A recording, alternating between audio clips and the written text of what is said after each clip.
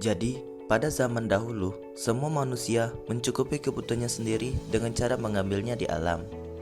Akan tetapi, berhubung jumlah populasi manusia yang semakin banyak dan kebutuhan yang makin susah dicari, jadi akhirnya manusia membutuhkan jasa atau barang dari orang lain. Dari sinilah sistem barter mulai digunakan. Barter merupakan sistem transaksi pertama kali yang digunakan manusia. Barter adalah sistem pertukaran antara barang dengan barang, atau jasa dengan jasa, atau barang dengan jasa, ataupun sebaliknya. Akan tetapi, di perjalanan sistem barter ini, banyak masalah yang muncul seperti 1.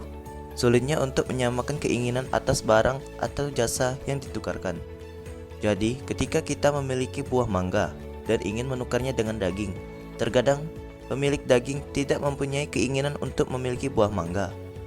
Yang kedua, sulitnya menentukan kadar nilai barang yang kita tukarkan. Karena ada perbedaan jenisnya, jadi misalnya kita ingin menukar mangga yang kita miliki dengan daging, tapi butuh berapa banyak mangga yang dibutuhkan. Nah, itu masalahnya. Yang ketiga, sulit untuk menyimpan komoditas yang kita miliki sampai kita menemukan orang yang menginginkan atas komoditas tersebut. Biasanya barang tersebut rusak sebelum keinginan terrealisasi. 2. Sistem uang komoditas. Setelah manusia menggunakan metode transaksi dengan sistem barter, selanjutnya manusia menggunakan sistem uang komoditas.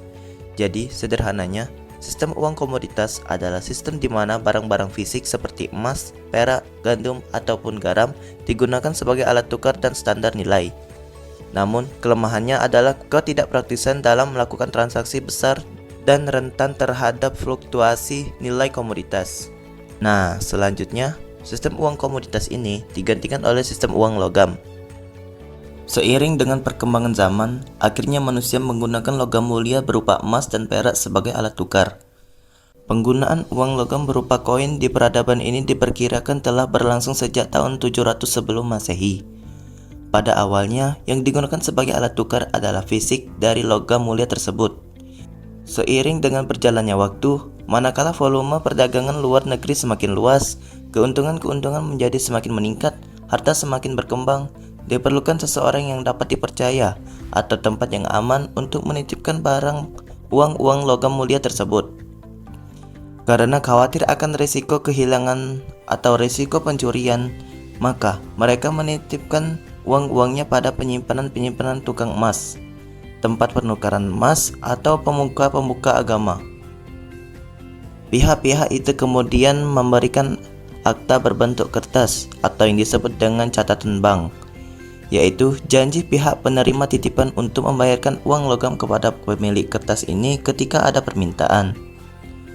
Akta ini bukanlah uang, namun memberikan kepada pemiliknya dua hal. Pertama, menjaga logam dari pencurian dan kehilangan. Kedua, memberikan kemungkinan kepada pemiliknya untuk melakukan transfer uang dari satu tempat ke tempat lain. Akta-akta ini mendapat sambutan baik karena diterbitkan seseorang atau lembaga yang mempunyai reputasi keuangan yang baik di negeri pedagang itu. Kepercayaan orang-orang semakin tumbuh terhadap catatan bank yang diterbitkan lembaga keuangan ini. Dalam kenyataannya, lembaga keuangan menemukan bahwa sebagian besar kertas-kertas ini berada dalam peredaran tanpa ditukarkan ke uang logam. Jadi, kertas-kertas itu menjadi uang yang digunakan secara langsung untuk membeli barang atau jasa dan tidak memiliki penopang secara total. Jadi, jika dulu terjadinya peralihan sistem uang dari logam ke kertas adalah melalui proses perkembangan yang panjang, diawali dengan motif keamanan dan kenyamanan bertransaksi menggunakan kertas-kertas catatan bank sebagai pengganti saldo emas yang disimpan di lembaga penitipan uang emas. Namun, kemudahan dan keamanan itu sirna ketika kemudian kertas-kertas itu menjadi uang dalam arti yang sesungguhnya, secara hukum menggantikan posisi uang logam. Dari sinilah sistem uang kertas yang biasa kita gunakan sehari-hari itu pun muncul. Bahkan sekarang orang mulai berpikir untuk menciptakan media penyimpanan dan menjaga risiko dari pencuri uang kertas seperti ATM, kartu debit, kartu kredit, cek, dan lain-lain.